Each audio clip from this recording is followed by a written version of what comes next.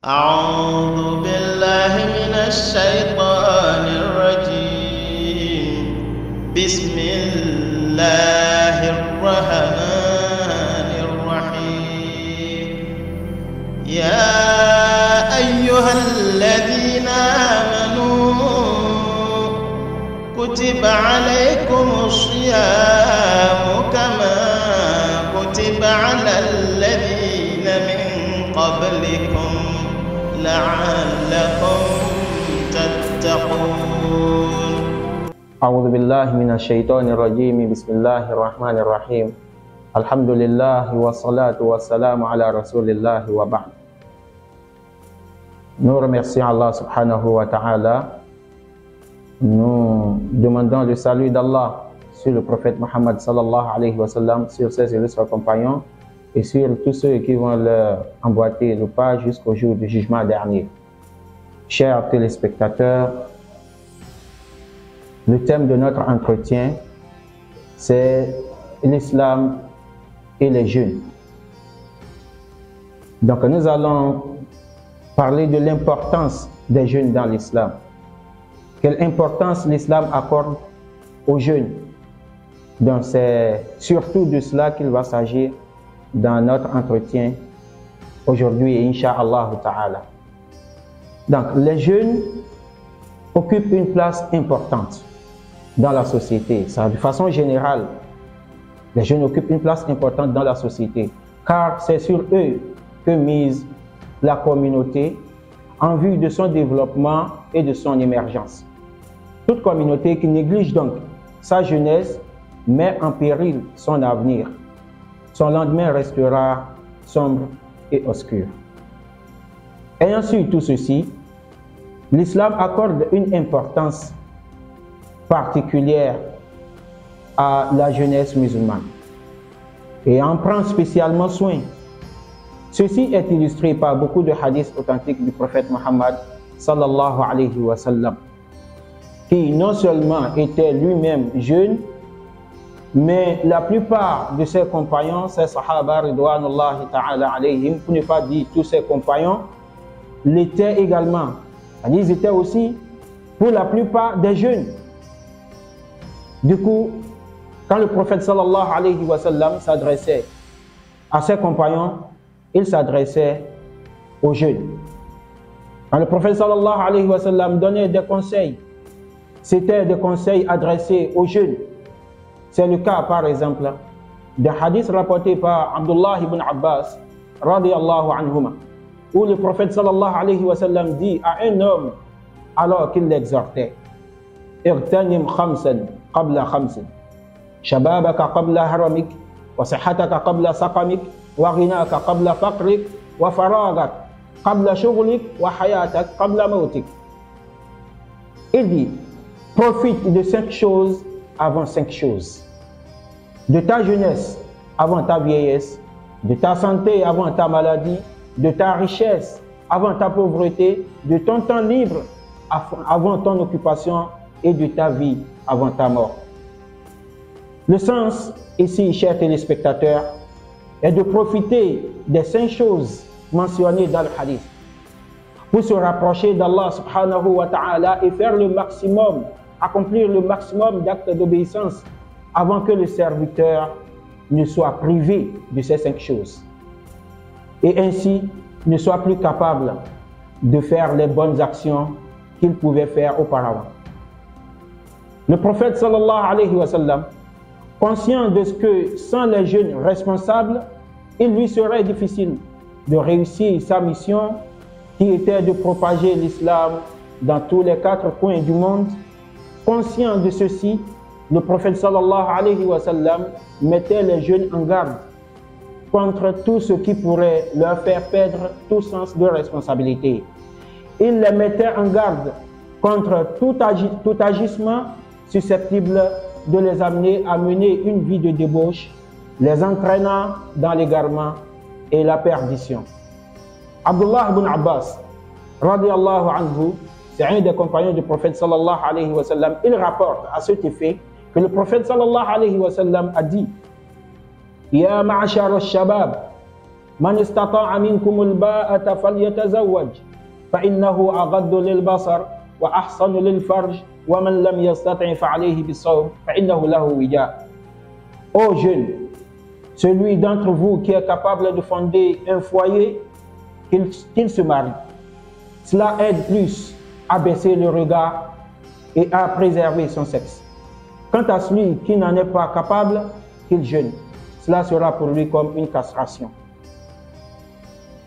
Chers téléspectateurs, le prophète sallallahu alayhi wa sallam, conscient également de ce que les jeunes et mineurs, de façon naturelle, ont tendance à profiter de la vie, tout en se désintéressant de la cause religieuse. Conscient de ceci, le prophète sallallahu alayhi wa sallam s'évertuait à expliquer à ses compagnons l'avantage qu'ont les jeunes à s'adonner à la religion et à œuvrer pour une cause religieuse. En effet, Abu Huraira radiyallahu anhu relate que le prophète sallallahu alayhi wa sallam a dit ceci: Sab'atun yudhilluhumullahu fi dhillihi yawma la dhilla illa dhilluh. Il dit,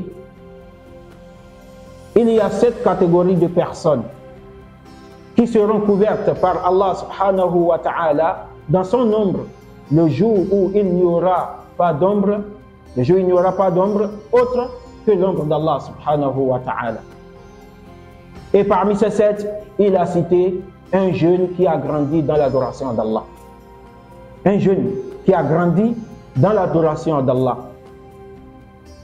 C'est-à-dire que Allah subhanahu wa ta'ala, il sait que ce n'est pas facile pour les jeunes de s'adonner à la religion. Ce n'est pas chose facile. Parce que par nature, les jeunes ont tendance à courir derrière les biens terrestres. Ils ont tendance à vouloir assouvir leurs désirs. Ils ont tendance à se donner beaucoup plus au plaisir de ce bas monde. Maintenant, si on en trouve quand même des jeunes qui s'adonnent à la religion, alors il faut les récompenser. C'est pourquoi le jour là où il n'y aura pas d'ombre en dehors d'ombre d'Allah subhanahu wa ta'ala, ils seront parmi les 7 catégories de personnes qui seront couvertes par l'ombre d'Allah ce jour-là, incha'Allah ta'ala. Chers téléspectateurs, par ailleurs, Allah n'a pas manqué d'honorer les jeunes qui ont cru en lui et ont œuvré pour sa cause, en racontant leur histoire dans le glorieux Coran, afin de les immortaliser, puisqu'on ne cessera pas de lire ces versets-là qui parlent de leur bravoure et de leur dévotion jusqu'à la fin des temps. En effet, Allah subhanahu wa ta'ala, s'adressant au prophète Muhammad sallallahu alayhi wa sallam, dit ceci, je cite: إِذْ أَوَى الْفِتْيَةُ إِلَى الْكَهْفِ فَقَالُوا رَبَّنَا آتِنَا مِنْ لَدُنْكَ رَحْمَةً وَهَيِّئْ لَنَا مِنْ أَمْرِنَا رَشَدًا. Quand les jeunes gens se furent réfugiés dans la caverne, ils dirent: Ô notre Seigneur, donne-nous de ta part une miséricorde et assure-nous la droiture dans tout ce qui nous concerne.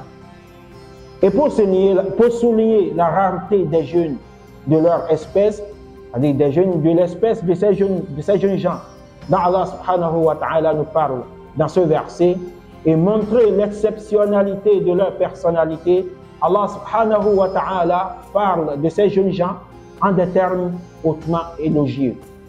Il dit, je cite: Innahum fityatun amanu bi rabbihim. Ce sont des jeunes gens qui ont cru en leur Seigneur.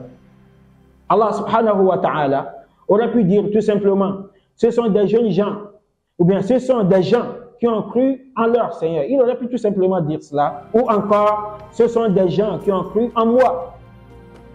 Mais qu'est-ce qu'il a fait? Il a tenu à préciser qu'ils étaient jeunes. Ces gens-là étaient jeunes pour signifier qu'il n'est pas monnaie courante de trouver les jeunes ayant ce degré de foi. Non seulement cela, mais il a aussi tenu à préciser qu'ils croyaient en leur Seigneur pour montrer combien il est fier de ces jeunes gens et combien il est satisfait de les avoir comme serviteurs et adorateurs. Et c'est justement ce qui a valu cette belle parole qui termine le verset « Wazidnahum huda ». Dans la fin de ce verset, Allah subhanahu wa ta'ala dit « Wazidnahum huda, innahum fityatun amanu bi rabbihim, wazidnahum huda ». Wazidnahum huda, c'est-à-dire « et nous avons renforcé leur foi ». Pour terminer, je lance un appel aux jeunes musulmans d'aujourd'hui. Prenons au sérieux la cause d'Allah et courons moins derrière les biens terrestres et les plaisirs de ce bas monde. Sachant que nous avons une responsabilité vis-à-vis de l'islam, notre religion. La communauté musulmane compte sur nous pour son rayonnement. Nous devons prendre conscience de cette lourde responsabilité et savoir qu'il nous en sera demandé compte le jour de la résurrection. Le prophète sallallahu alayhi wa sallam n'a-t-il pas dit à cet effet: aucun serviteur ne bougera de sa place le jour de la résurrection sans qu'on l'ait interrogé au sujet de sa vie. À quoi l'a-t-il consacré? De son savoir, qu'en a-t-il fait? De son argent, comment l'a-t-il acquis et dans quoi l'a-t-il dépensé? De son corps, à quoi l'a-t-il fatigué? Est-ce dans l'obéissance à Allah ou dans la désobéissance à Allah?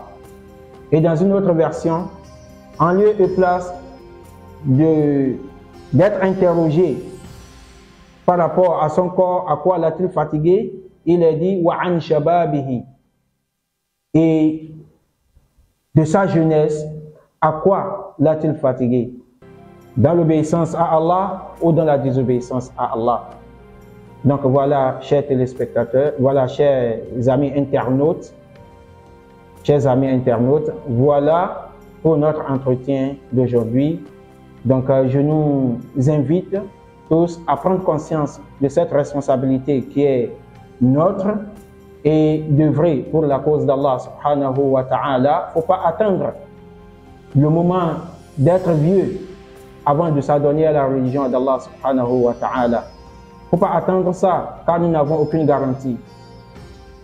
Nous n'avons aucune assurance qu'un jour on va devenir vieux. Qu'Allah subhanahu wa ta'ala nous compte du nombre de ceux-là qui écoutent sa parole et ses vertus à l'appliquer de la meilleure manière. Donc, chers internautes, chers amis de la chaîne Al-Akhbar TV, n'oubliez pas de vous abonner à la page, de liker et de partager autour de vous. Allah subhanahu wa ta'ala vous bénisse. أعوذ بالله من الشيطان الرجيم بسم الله الرحمن الرحيم يا أيها الذين آمنوا كتب عليكم الصيام كما كتب على الذين من قبلكم لعلكم